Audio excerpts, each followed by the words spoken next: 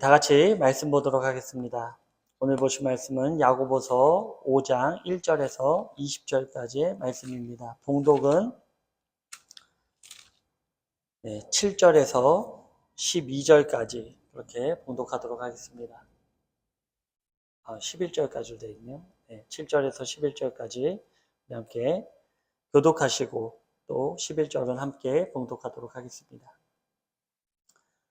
그러므로 형제들아, 주께서 강림하시기까지 길이 참으라. 보라, 농부가 땅에서 나는 귀한 열매를 바라고 길이 참아 이른 비와 늦은 비를 기다리나니 너희도 길이 참고 마음을 불안하게 하라. 주의 명령이 가까우니라. 형제들아, 서로 원망하지 말라. 그리하여야 심판을 면하리라. 보라, 심판주가 문 밖에서 계시니라. 형제들아, 주의 이름으로 말하는 선지자들을 고난과 오래 참음에 보라, 인내하는 자를 우리가 복되다 하나니 너희가 욥의 인내를 들었고 주께서 주신 결말을 보았거니와 주는 가장 자비하시고 긍휼히 여기시는 이시니라. 아멘. 오늘은 의로 무장하고 인내하라 라는 제목으로 함께 말씀을 나누도록 하겠습니다. 그동안 야고보서를 강의하면서 오늘이 그 마지막 시간인데요. 바로 야고보는 원래 자신의 형제인 예수님을 메시아로 믿었을까요? 안 믿었을까요? 안 믿었어요. 믿지 않고 그냥 저런 일을 하는 형이 사실은 못마땅했던 육신의 동생이었죠, 야고보가. 근데 야고보가 결정적으로 자신의 형이, 육적인 형이 아닌 나의 영혼의 구원자, 메시아로 영접하는 때가 있습니다. 그때가 언제일까요?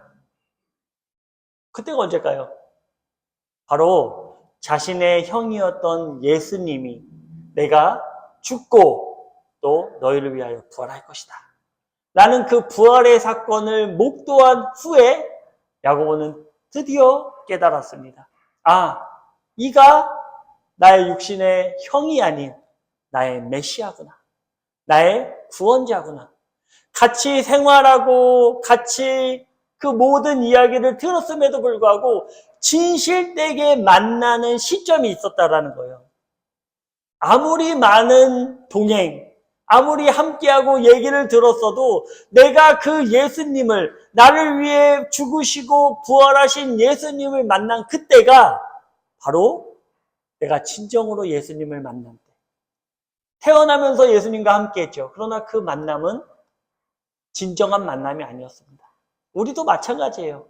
우리가 예배드리고 찬양하고 말씀을 듣는다고 하지만 우리 가운데 진정으로 나를 위해서 죽으시고 부활하신 예수님을 내 마음속 깊이 만나지 못한다면 우리는 아직 예수님을 만나지 못한 것입니다. 바라기는 정말 살아계시고 오늘 우리 인생을 주관하시며 우리를 끝까지 동행해 주시고 죽어서도 함께 하시는 예수님을 만나시기를 주님의 이름으로 축원드립니다. 야고보가 그랬다라는 것이죠. 야고보는 그런 예수님을 영접한 이후에는 그 생활이 180도 달라졌습니다. 그리고 나서 이 야고보가 자기 형을 메시아로 인정하지 않았던 이 야고보가 예루살렘의 기독교의 수장으로서 지도자로서 서게 되었다라는 거예요. 그리고 야고보가 가장 많이 전했던 게 뭘까요? 그 예수님과 생활하면서 자기가 보고 느꼈던 것들, 그의 삶, 저가 말한 그대로의 삶을 살았다라는 것이 증인으로서 선포되어졌던 그런 달란트를 가지고 있었다는 거예요. 그러니까 그 야고보가 괜히 태어난 게, 그 집안에서 괜히 태어난 게 아니라 하나님께서는 철저하게 준비하시고 그 가운데 산 증인으로서, 우리 성경을 잘 보면요, 증인의 역할이 굉장히 중요합니다. 우리가 지난주에도 나눴듯이 룻기 때도 이 룻을 아내로 맞이하면서 증인을 세우죠. 이 성경은요 항상 증인을 세워요.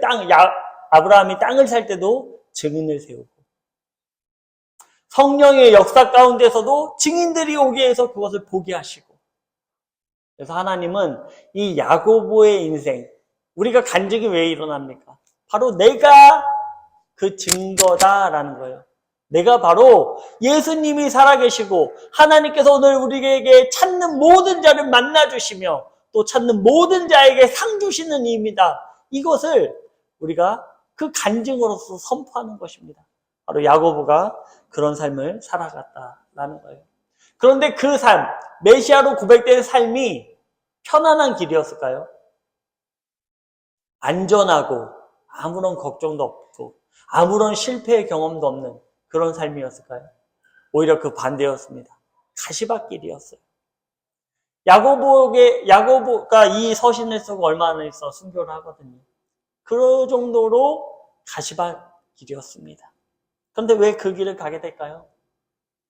왜 그 길을 꾸역꾸역 가게 될까요? 그것은 바로 나에게 생명이 있다는 것을 깨달았기 때문이에요. 그 생명의 빚진 자로서의 삶을 자신이 깨달았기 때문입니다. 우리가 여기 앉아서 하나님께 예배드리는 이유가 무엇입니까? 그리고 세상에 나가서 그 하나님의 자녀로서 살아가고자 노력하는 이유가 무엇입니까? 바로 우리는 생명의 빚이 있기 때문입니다. 그렇습니다. 당시 유대인들은요, 자신들의 길대에 들지 않으면 그 모든 생활이 압제와 핍박의 연속이었어요. 그들에게 속해 있지 않으면 일단 경제권을 박탈합니다. 그 상거래할 수 있는 그 권한을 박탈해버려요. 그래서 이들이 정말로 성실하게 일하면서 살아가고자 하지만 그 기회마저도 박탈당한다는 거예요. 그래서 당시에 많은 사람들이 이 생존권 때문에 결국 개종을 다시 하게 됩니다. 그리스도교로 개종했는데 예수님의 그 역사하심, 우리에게 보여주심, 부활하심, 나타내심을 봤음에도 불구하고 개종하기 시작하는 거예요. 왜? 내가 먹고 살기 힘드니까. 먹고 살기 힘드니까 다시 유대교로 돌아가는 것을 목도하게 되었다는 것입니다. 그러므로 이러한 것에 타협하지 말고 믿음을 굳건하게 하여 이겨내라 라는 것이 이 야고보서의 핵심입니다. 너희들이 말로만 믿는다라고 하는 그것은 믿음이 아니야. 너희들의 행위로서 드러나지 않고서는 우리는 그것을 증거로 내어 보일 수가 없어. 하나님은 항상 모든 순간에 증인을 나타내고 증거를 보여주듯이 우리의 믿음도 역시 그래야 된다는 거예요. 우리의 믿음도 하나님 앞에 섰을 때 우리가 진정으로 살아계신 하나님을 믿고 그 나라를 소망한다고 했을 때 그 나라에 갔을 때 우리가 하나님께 보일 증거가 있어야 된다는 거예요. 왜? 하나님은 다 아시고 보시고 있기 때문에. 내가 하나님 이런 삶으로 주님을 경배하며 찬양했습니다. 증거가 필요하다는 거예요. 그래서 야고보뿐만 아니라 사도 바울도 이것을 강조했습니다. 히브리서 2장 18절입니다.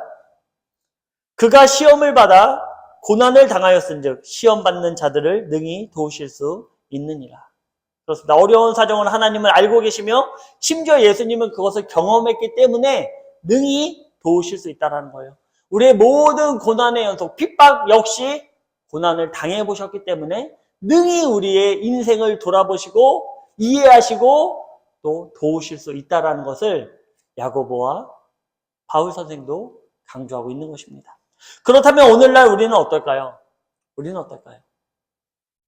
아마도 하나님을 뒤로하고 세상으로 가는 가장 큰 이유는 아마 물질일 것입니다. 내가 물질을 과하게 요구하는 것도 아니지만 먹고 살기 위한 물질일 수도 있습니다. 당장은 물질은 눈에 보이지만 하나님은 눈에 보이지 않죠. 당장 내가 먹고 사는 거는 우리 삶에 보여지지만 하나님은 보여지지 않아요. 하지만 반드시 기억하시고 또 실천하시기 바랍니다. 보이는 것은 보이지 않는 것에 지배를 받게 돼 있어요. 즉 보이지 않는 하나님께서 이 모든 것을 창조하시며 또 주관하시고 계신다는 사실을 우리는 반드시 기억하고 또 이것을 실천해야 되는 것입니다. 팩트는 그 보이지 않는 하나님을 우리가 마음속 깊이 경배하였을 때 우리 역시도 보이지 않는 세상을 통해서 이 보이는 세상을 주관할 수 있다라는 거예요. 우리가 세상을 통해서 이 세상의 지배를 받는 것이 아니라 내가 이 세상을 지배할 수 있다라는 것입니다. 어떨 때? 바로 나의 중심이 하나님의 나라를 갈망하고 있을 때 우리는 세상을 주관할 수 있어요. 하지만 이것이 계속 실천되어지지 않고 미루고 또 당장의 이익만 바라보고 있으니 우리의 인생이 세상에 끌려갈 수밖에 없는 것입니다. 계속 쳇바퀴 돌아가던 그 쳇바퀴 속에 그 굴레를 열심히 뛰어보지만 나의 자리는 제자리에 머물 수밖에 없다는 것이죠.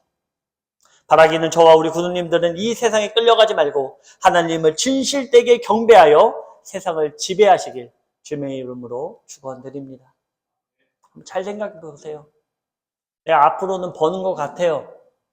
살아는 가게 해 주시지요. 근데 돌아보면요, 내가 여기서 번 것 같은데 여기서 까먹고 있어요. 이건 뭐 다른 얘기지만 제가 이제 금요일마다 이제 거리 전도를 나가지 않습니까? 그러면은 제가 그 2번을 쉰 적이 있어요. 근데 그 2번을 쉬고 데미지가 오더라고요. 인생의 데미지. 실질적인. 누가 이제 차를 받고 도망간다든지. 그래서 우리 여사관님하고 제가, 이거 쉬면 안 돼. 쉬면 안 된다고. 제가 요즘에 이제 여기 뭐 예배 이제 교회 나와서 일하고 이제 기도를 하는 시간에 하나님께 간절히 기도를 합니다. 요즘에 얼마나 제가 간절하게 기도하겠습니까? 필요한 부분들은 많고, 지금 한국에서 보고된 부분들도 있고, 또 주변에서 들려와서 또 후원하는 분들의 또 기도의 제목들도 많고, 얼마나 제가 간절하게 하나님께 부르짖고 또 제 스스로가 얼마나 간절하겠습니까? 내가 어저께 이제 그 한글학교 끝나고 잠깐 집에서 쉬고 있는데 문자가 왔어요. 문자가 왔는데 그런 걸 좀 요즘 느끼는 것 같아요. 막 하나님께서 이제 부어주시려고 우리 영문을 부흥시키시고 이 땅을 회복시키시기 위해서 막 부어주시려고 하는 게 느껴지는 것 중에 하나가 그 포항 영문에서 한 정교님이 이제 그 자제분이 사가님이신데 그분이 그동안에 살아오면서 선교를 위해 예물을 이제 모아 두셨다는 거예요. 그래서 그 예물을 이제 이렇게 선교지에 보내기 원하는데 어디가 좋겠냐라고 본영에 얘기했더니 마침 이제 제가 본영에 그 보고서를 올린 게 있지 않습니까? 그거를 이제 그 해외 선교부에서 소개를 해줬다라는 거예요. 그래서 연락이 왔어요. 그래서 이제 결혼 40주년이고 또 이번에 칠순을 맞이하는 기념으로 이 선교지에 방문해서 1,000만 원에 해당되는 금액과 함께 그 여행은 일절 하지 않겠다.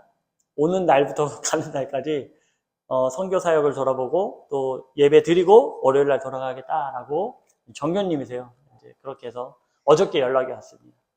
제가 참 하나님께서 이제 제가 이제 이거 하나의 물꼬를 바라보면서 하나님께서 이제 우리를 이 영문 또 이 나라를 우리가 우리가 그 정도입니까? 생각할 수도 있어요. 우리를 통해서 필리핀 땅을 변화시킨다고요? 하나님은 작은 자 하나의 기도를 통해서 이 땅을 변화시킬 수 있습니다. 하나뿐만 아니라 지금 앉아 계신 분들이 얼마나 많습니까? 하나님께서 채워주실 것을 믿습니다. 이게 바로 하나님의 방법이에요. 이게 방법이에요. 내가 요구하지 않아도 하나님께서 알아서 시기에 맞춰서 기획하시고 준비하셔서 그 보고서가 들어가는 그때 마침 연락하게 하시고 그 연락을 통해서 우리의 사정을 알고 또 후원하게 하시죠. 이게 하나님의 방법이라는 것을 우리 군우님들 모두가 깨닫고 또 이 모든 은혜를 누리시길 바랍니다. 오늘 본문은 야고보가 처음 1장에 강조한 것을 다시 한번 강조하면서 마무리해요. 제가 야고보는 뭘 강조한다고 그랬죠? 인내입니다. 인내를 강조해요. 그러니까 1장부터 다시 한번 오늘 집에 가서 금방 있습니다. 한 10분이면 읽어요. 다시 한번 보세요. 이런 인내를 말하는 거구나. 네, 야고보서 1장 2절에서 4절입니다. 함께 봉독해 보도록 하겠습니다. 내 형제들아, 너희가 여러 가지 시험을 당하거든 온전히 기쁘게 여기라. 이는 너희의 믿음의 시련이 인내를 만들어내는 줄 너희가 알미라. 인내를 온전히 이루라. 이는 너희로 온전하고 구비하여 조금도 부족함이 없게 하려 함이라. 아멘. 바로 어려움과 박해를 이상한 것으로 생각하지 말고 인내해라 라는 것입니다. 그런데 5장에서는 조금 다른 입장의 대상들에게 이 인내를 조금은 질책하는 말로 야고보는 강조하고 있어요. 야고보서 5장 1절입니다. 함께 읽겠습니다.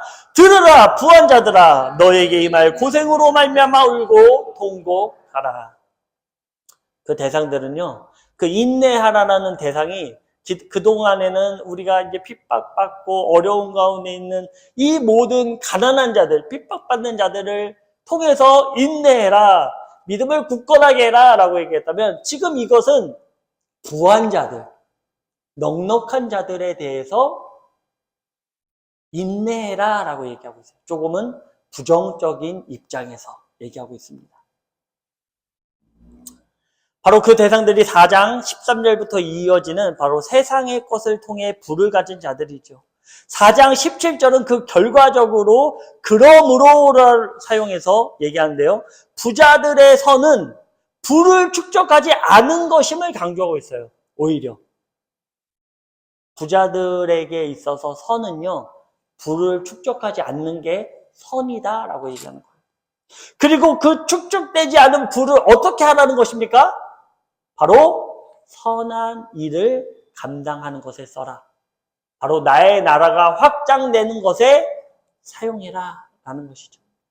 그런데 이 선한 것은 아주 사소한 것부터 시작되는 것을 우리가 볼 수 있어요. 선한 것이요, 막 어려운 사람을 도와주고 막 물질을 막 이고 와서 막 헌금하고, 이것을 강조하는 게 아니고요.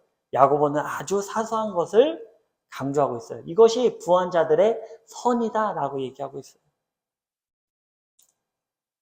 바로 야고보서 5장 4절에서 5절입니다. 같이 한번 읽어보겠습니다. 시작. 보라, 너희 밭에서 추수한 품꾼에게 주지 아니한 싹이 소리 지르며 그 추수한 자의 우는 소리가 만군의 주의 귀에 들렸느니라.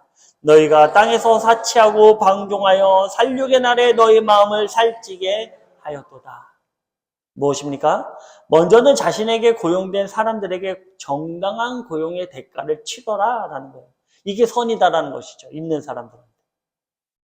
더 넓은 의미에서는 품꾼들은 가난한 자를 나타냅니다. 바로 주변의 가난한 자들을 돌보는 것이 바로 선을 행하는 것이다 라는 것이죠. 그리고 사치하거나 방종은 바로 히브리어로 스파탈레오라는 단어를 쓰는데요. 사치를 얘기하고 있습니다. 바로 쾌락을 얘기하고 있어요. 즉 사치하고 쾌락을 쫓지 말라는 거예요. 그 있는 것으로 사치하거나 쾌락을 쫓지 말아라. 이것이 부한 자들의 선이다라는 거예요.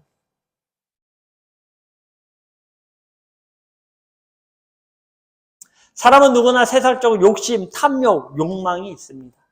바로 이러한 것들을 그래도 충분히 누릴 수 있는 위치의 사람들은 그것을 인내하고 이것을 바로 하나님의 나라를 위해 사용하라라는 거예요.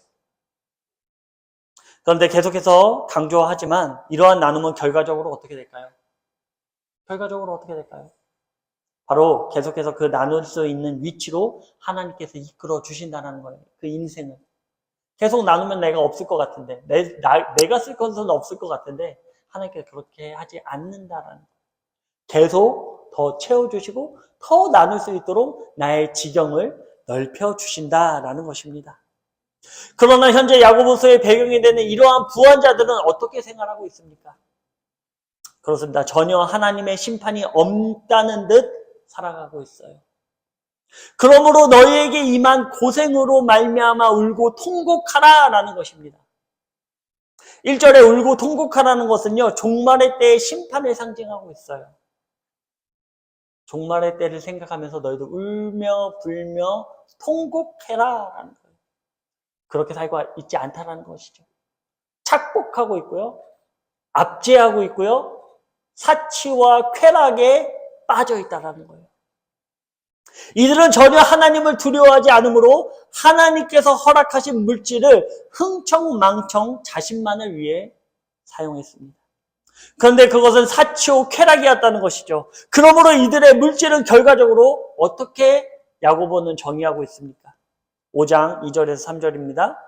너희 재물은 썩었고 너희 옷은 좀 먹었으며 너희 금과 은은 녹이 쓸었으니 이 녹시 너희에게 증거가 되며 불같이 너희 살을 먹으리라. 너희가 말세의 재물을 쌓았다.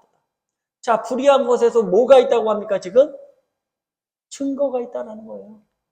우리의 불의한 삶도, 우리의 쾌락을 쫓는 삶과 사치하는 삶, 욕망과 탐욕에 빠져있는 삶 역시 증거가 있다는 거예요, 증거가. 그 증거가 나중에 어디서 작용하게 될까요? 백보자 심판 앞에 그 증거가 작용하는 거예요. 우리의 선한 의가 하나님 앞에 증거로서 나타나듯이 우리의 불의한 행동 역시 하나님 앞에 증거로 나타난다는 것입니다. 이들의 증거는 지금 무엇입니까? 이들의 재물은 썩었고요. 옷은 좀 먹었으며 녹이 쓸지 않는 금과 은마저 녹이 쓸었다는 것입니다. 자세히 묵상하다 보면요. 결국 창고에 들이다 보니 탐욕으로 모든 돈이 죽을 때까지 사치를 부려도 가득 차 있고 그것이 결국 썩고 좀 먹고 녹이 쓸 정도로 넘친다라는 은유의 표현입니다. 은과 금이 어떻게 녹이 씁니까? 그 정도로 어디 구석에 처박혀가지고요. 꺼내보지도 않는데 쌓아놓고 있다라는 거예요. 꺼내보지도 않는데. 그럼에도 이들은 더욱 자신의 부를 축적하기 위해 사람들을 학대하며 방종하였다는 것입니다. 그러나 이러한 것들을 누가 신원하게 될까요? 이런 것을 누가 하나님 앞에 신원하게 되겠습니까? 바로 피학대자들입니다. 4절에 추수한 자의 우는 소리가 만군의 주의 귀에 들렸느니라 라고 얘기하고 있습니다. 가장 무섭죠. 가장 무서운 거예요. 압제당하는 자들이 신원할 때 이것은 하나님의 응답이 반드시 이루어지는 것입니다. 사사기 때도 그랬고요. 애굽에서 박해당할 때도 그랬습니다. 하나님 앞에 신원하여 기도할 때 그래서 우리는 믿는 사람이 어떻게 누군가를 저주할 수 있는가 하고 생각할 수도 있어요. 그런데요. 내가 스스로 사람들을 통해서 저주하지는 말아야겠죠. 그러나 하나님께는 신원할 수 있다는 거예요. 왜 답답한 심정으로 그렇게 내 자신을 속이고 있습니까? 하나님, 제가 죽겠습니다. 이런 압제로 인해서, 이런 어려움으로 인해서 제가 죽겠습니다. 하나님께는 신원할 수 있다는 거예요. 누가 그랬습니까? 누가 가장 하나님께 많은 어려움을 토로했습니까? 다윗이 그랬어요. 다윗이. 믿음의 조상 다윗이 그랬어요. 다윗은 자기 어려움을요 숨기지 않아요. 하나님께 낱낱이 고백합니다. 저 사람이 그랬어요. 저한테. 하나님 도와주세요. 이 신원의 소리를 하나님께서 들으세요. 근데 여기서 주장하는 하나님은 뭐라고 표현하냐면 만군의 여호와라고 그래요. 만군의 여호와는요 심판하시는 하나님이에요. 심판하시는 하나님이 그들의 신원을 들었다라는 거예요. 게임 끝났죠. 게임 끝났어요. 만군의 여호와가 그 신원의 소리를 들었을 때 이미 하나님의 심판은 예정돼 있다라는 것입니다. 바로 하나님께서 피학대자들을 위해 반드시 심판하실 것을 야고보는 강조하고 있는 것입니다. 또한 이들이 재물을 쌓은 시기가 언제입니까? 바로 말세 때입니다. 말세 때라면 더욱 겸비하여 자신에게 주어진 것으로 복음을 전하며 이웃을 섬겨야 될 것입니다. 그러나 이들은 이러한 분별 자체를 못하고 있다라는 것이죠. 시대를 분별하지 못하는 거예요. 왜? 자신에게 있는 것으로 너무나 만족하는 삶을 쫓아가고 있거든요. 채워지지도 않는 욕망 가운데.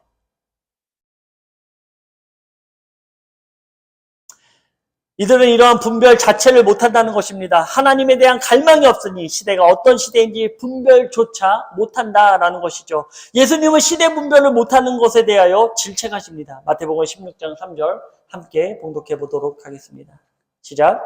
예수께서 대답하여 이르시되 너희가 저녁에 하늘이 붉으면 날이 좋겠다 하고 아침에 하늘이 붉고 흐리면 오늘은 날이 곱겠다 하나니 너희가 날씨는 분별할 줄 알면서 시대의 표적은 분별할 수 없느냐.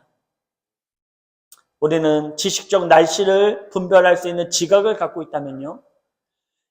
바로 이 정도의 지각을 갖고 있다면요. 영적으로도 이 정도의 지각을 가질 수 있다는 거예요. 영적으로 이 정도의 깨어있음만 있어도 우리가 시대의 표적을 분별할 수 있다.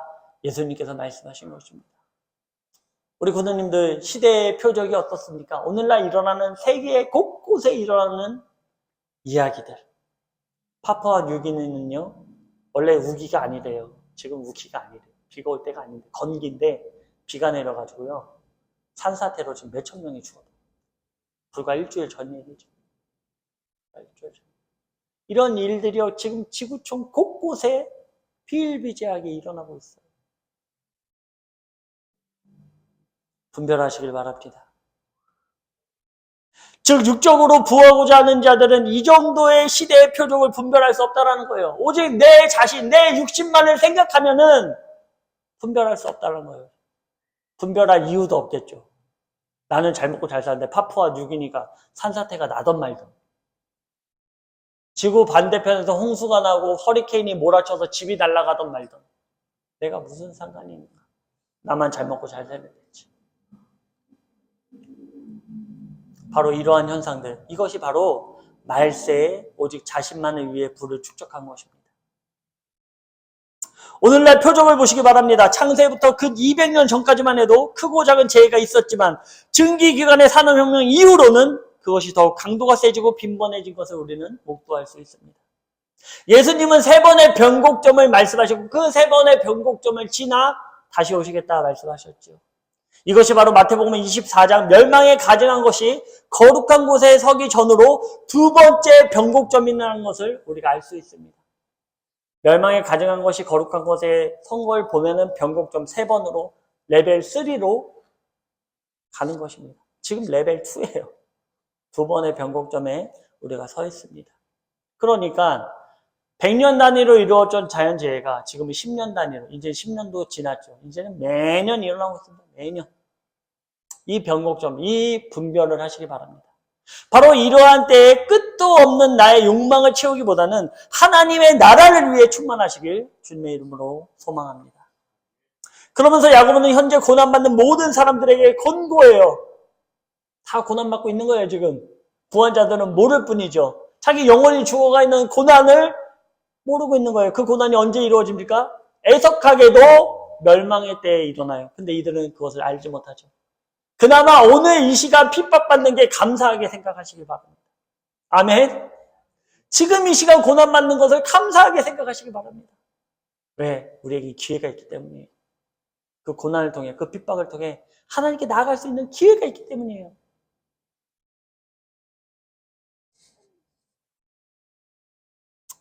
야고보서 5장 7절에서 8절입니다. 함께 읽어보겠습니다. 그러므로 형제들아 주께서 강림하시기까지 길이 참으라. 보라 농부가 땅에서 나는 귀한 열매를 바라고 길이 참아 이른 비와 늦은 비를 기다리나니 너희도 길이 참고 마음을 굳건하게 하라. 주의 강림이 가까우니라. 아멘. 고난 그 가운데 있는 자들에게는 반드시 승리의 날이 있다는 것입니다. 고난은 여러 종류로 있어요. 나의 욕망을 인내하는 것도 고난입니다. 주님의 강림하시는 날은 이러한 인내하는 자들에게는 승리요, 그렇지 않는 자들에게는 멸망인 것입니다. 그리고 그날은 곧 온다라는 것이죠. 우리 모든 인생 가운데 그 끝은 반드시 있습니다. 그 파푸아 뉴기니 어저께 뉴스를 봤더니 그러더라고요. 잠깐 친인척 만나러 갔다가 돌아왔는데 집이 없는 거예요.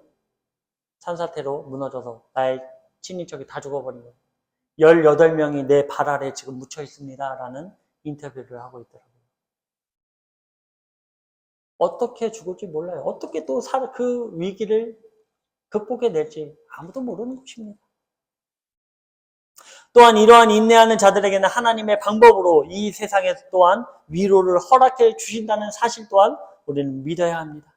야고보서 5장 10절에서 11절입니다. 시작. 형제들아 주의 이름으로 말한 선지자들을 고난과 오래 참음의 본으로 삼으라. 보라 인내하는 자를 우리가 복되다 하나니 너희가 욥의 인내를 들었고 주께서 주신 결말을 보았거니와 주는 가장 자비하시고 긍휼히 여기시는 이시니라. 아멘. 하나님은요 가장 자비하시고요 긍휼을 베푸시는 하나님입니다.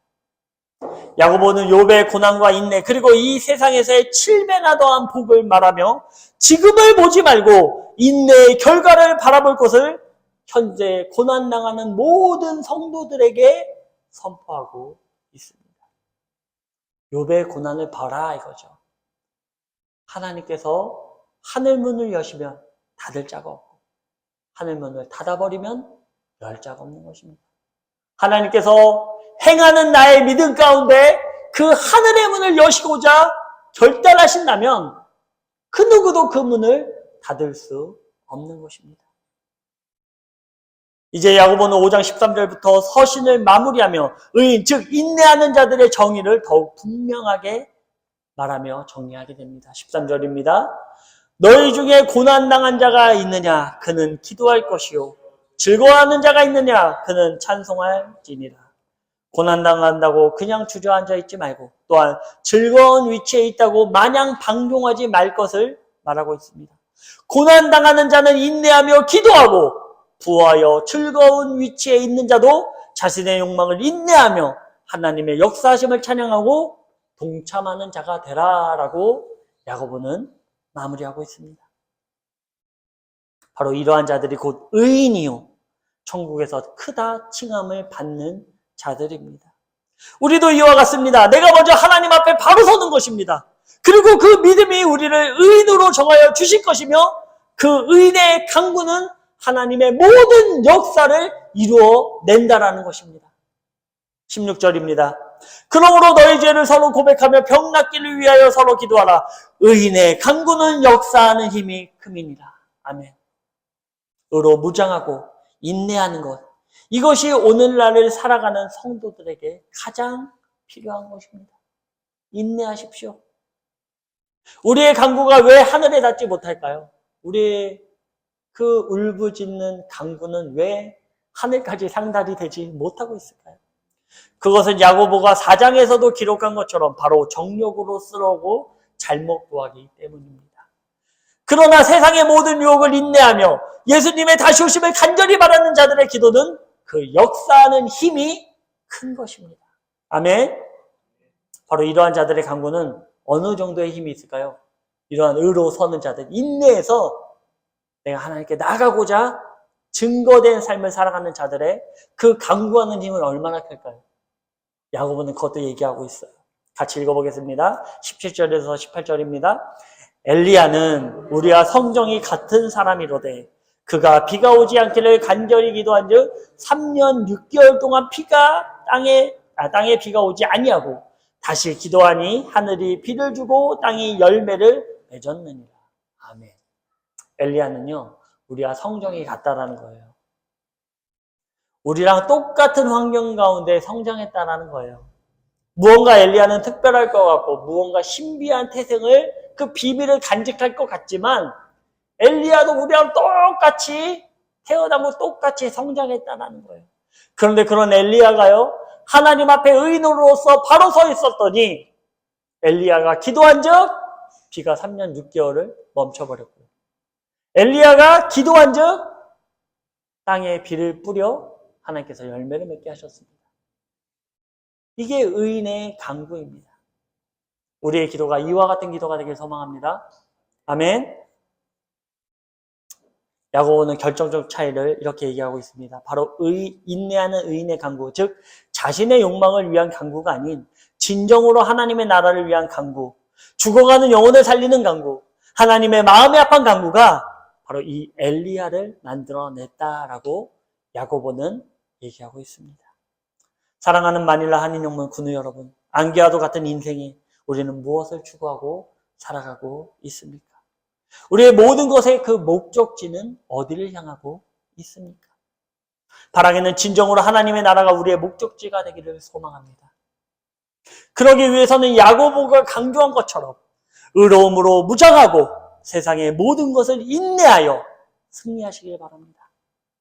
바로 이러한 자들에게는 엘리야와 같이 또 욥과 같이 그 결과를 허락해 주실 것이고 나의 기도로 나를 살리고 또 주변을 살리며 나아가서는 이 선교지를 살리는 저와 우리 군우님들 되시길 주님의 이름으로 축원드립니다.